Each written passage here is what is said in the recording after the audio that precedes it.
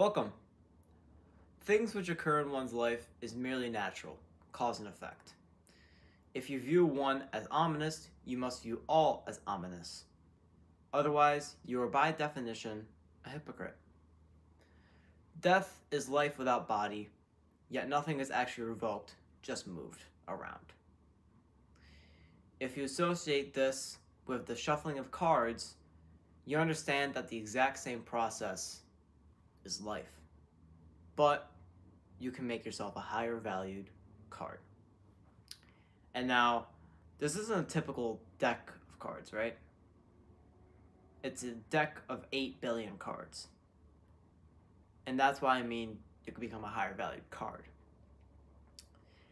And a way to circumvent the process, from what I said here, is by solidifying your views to associate them with the goal you're trying to achieve.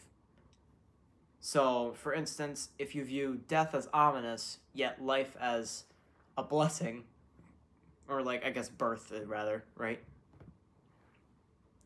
If you view these two things as different, no wonder why you're going to have such a hard time trying to assimilate yourself towards a goal, because you're going to be wanting to change. Let's say you want to become more confident, right? You're going to be changing your tone of ominous to confident while changing your tone from blessed to confident at the same time. And you can't really do that with two differing viewpoints like that, because it's too challenging for your mind to tackle, let alone the reality of the situation is that you have millions of tiny beliefs, and a lot of them may be limiting you, and other ones may be helping you surpass many goals, but you don't really have a consistent contingency between all of these different static or dynamic beliefs. And without that sort of direction, you can't really do the things you want to do because you can't direct yourself. And that's the first step, right? As Jordan Peterson says it, you have to aim to your goal once you see it. Everyone can see their goal, right? Maybe you want to become popular or something, right? Whatever. Maybe you want to make a lot of money, right? You could see these goals very easily. But to aim towards them and actually do something is something that almost no one can do. That's why people succeed a lot in the field of creation, because no one's willing to put in a lot of effort in figuring out, okay, how do I sound better here? Or what do I do there to make myself more dynamic in talking and benefit the audience? So you get a lot of that, and then what often happens is that you go into someone's video and they're like, hey guys, I just want to talk about this, and then blah blah blah blah, and then da da da. And the first thing they don't understand is the tone. They can't switch up their tone to bring out certain points or to excite somebody. And what happens is the person gets bored and they leave the video. They go somewhere else. They say, okay, you're wasting my energy. Why should I be here? And that's because these people are all asking, what's in it for me? If everyone asks, what's in it for me, and you ask, what's in it for them, you're solving half the world's questions at minimum. Everyone is so entitled to themselves that the idea about thinking about someone else is an epiphany.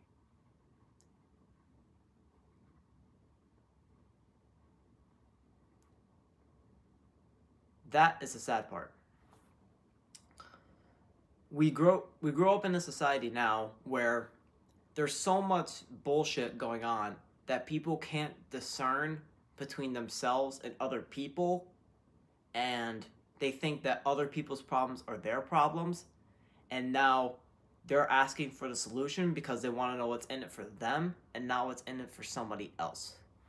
And being able to distinguish this fact by making your beliefs contingent with each other allows you to identify yourself with something and then identify what's in it for other people when you solve a certain problem. Because you are a separate person and you know what it feels like to have that problem solved.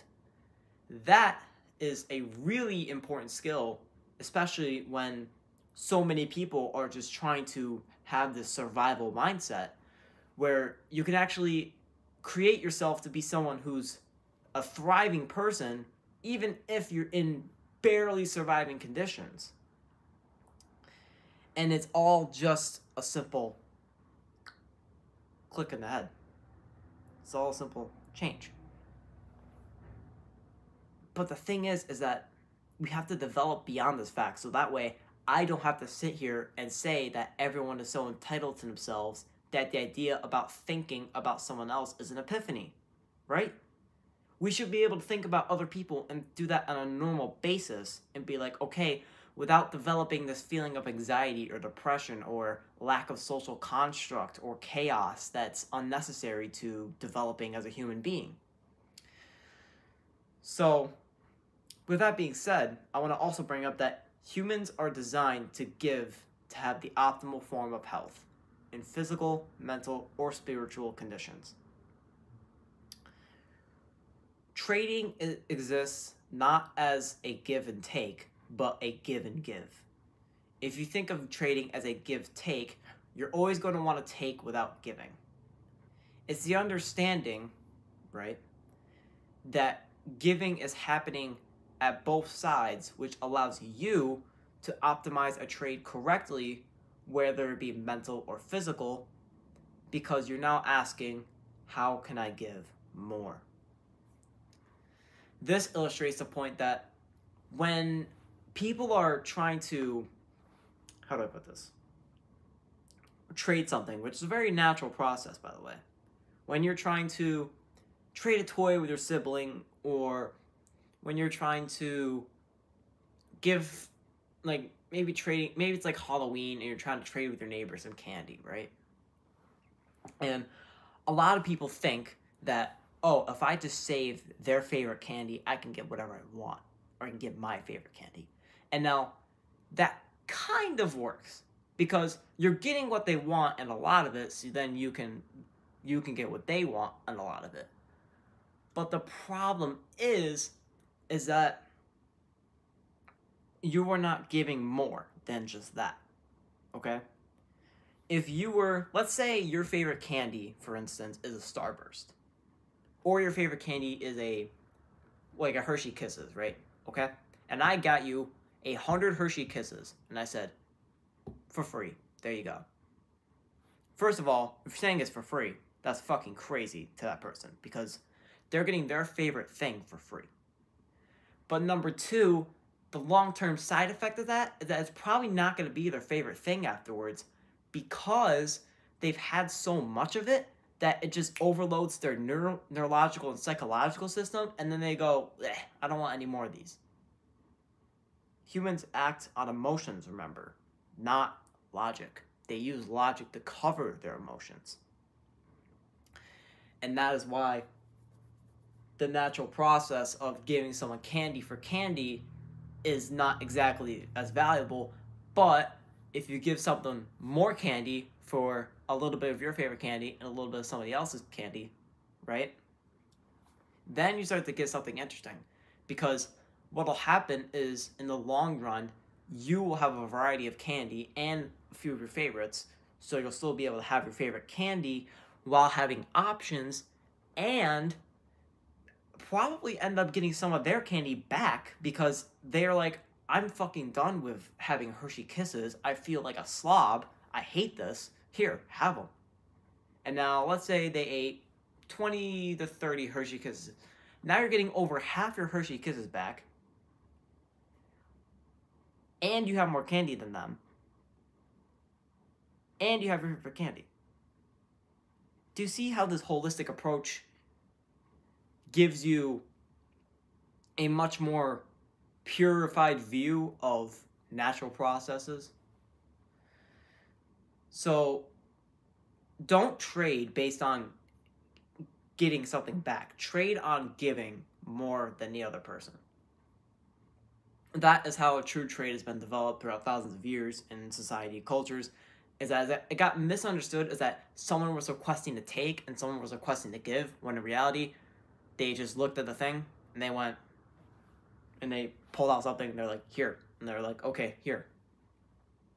They didn't know they didn't have monetary value. They traded pan for pan, hat for cigarette. Actually, cigarettes probably didn't exist yet.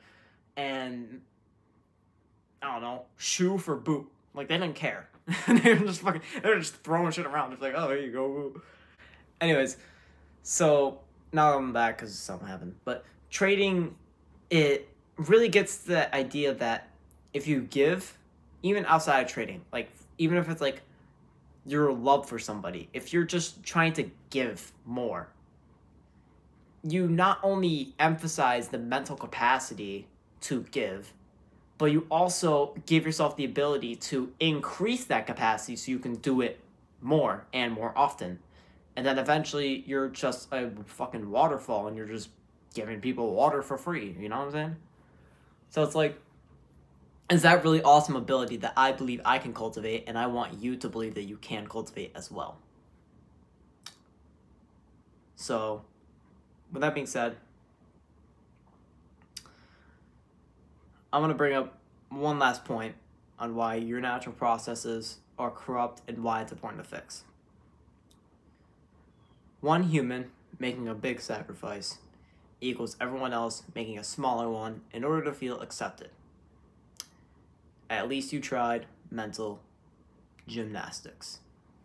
So, what I mean by this here is that when people are seeing the big screen, right, and they see that sport and they see that person doing that thing,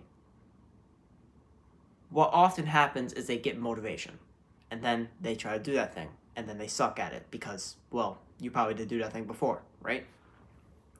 It's the same idea that, like, if you were to cook an egg and you didn't cook it right the first time and expecting perfection, it's like, motherfucker, you're not Gordon Ramsay. Like, he put a lot of years of experience into it before he even went into a damn restaurant, let alone become the GOAT of cooking, right? So, it's just that small thing that happens when you try to attempt it and it doesn't work out.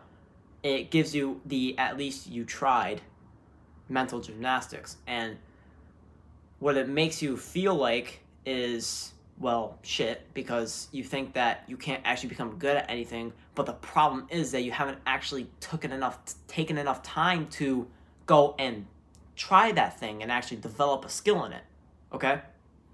For me, for example, recording videos, I'm not the best at it, obviously. I get fucking like 20 views a video. So it's like, okay, how can I become a better recorder? How can I record better content for people? Or maybe do I just have to be more consistent? These are the questions that are constantly ruminating in my mind as I think about creating content.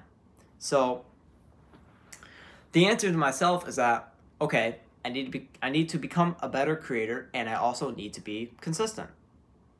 Okay, I can do both of those. It's simple. You learn how to change your tone. You learn how to raise or lower your voice.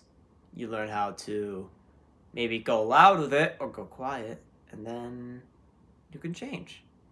And then you can develop. And you can say, okay, you can look at your retention and go, people left here because I went too loud, or maybe I didn't say something right.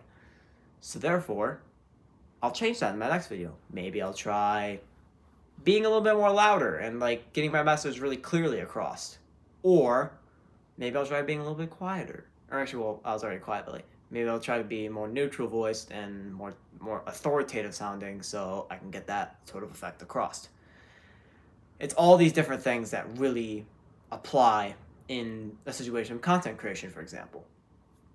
But this goes back to one human making a big sacrifice. And the thing is that the more you give into that thing, the more it inspires other people to make little sacrifices to feel that they have this at least you tried mentality. So that they feel that they should deserve something, when in reality they probably don't. I don't yet. I haven't put in 3 years of work with consistency, with development, and constantly learning. Like, I haven't had that time yet. I haven't even really, I've really like created content for a few months now. So I am grateful that I have what I have, because like it shows that I can make progress. But obviously, like everyone else, you want some sort of faster progress. Fair enough. That means you have to become a better person. It's a simple ideology. So, this is the part where I tell you that your natural processes will become a tiny bit better when applying these rules. And they won't be as corrupt, and they will also develop a higher sense of meaning within your life and your ways of doing things, right? And it can really apply to any sort of industry or niche, right? So it doesn't really have to just be cornered off into a person that is perfectly fit for the mold, right? It's like, no. So I also struggle from this too in some places. So it is important to recognize, it's more important to recognize that you struggle in certain places than what you can do. Okay? Because in reality, I can say that I could become the best footballer on the planet. I can make great videos. I can become very muscular and strong, and that's true. Right? Totally true. But if you just think that you can, and you don't actually put any effort into it, then you don't deserve it. Hence why you have to make the big sacrifice. So what I want to say here, just sum it up, is that one human should be making the big sacrifice. And if that's going to be anybody, let it be you. And whatever you want to do, put your efforts into that fully and develop it into something that you can be proud of and that you can give to other people in return. So I hope that this clarifies some of your natural processes, and I really enjoyed making this, and I hope that that doesn't mean that you lose value out of it because I'm enjoying it, because sometimes that's really selfish, and I apologize. But if this does provide some value to you, I guess I'll say subscribe. That sounds really weird. I've never really said that because I just kind of find it like, ugh. But go subscribe. I'm kidding. That's so fucking stupid. I don't think I'm ever doing that again. Oh my god. Okay. And as always, we're here to help you help them.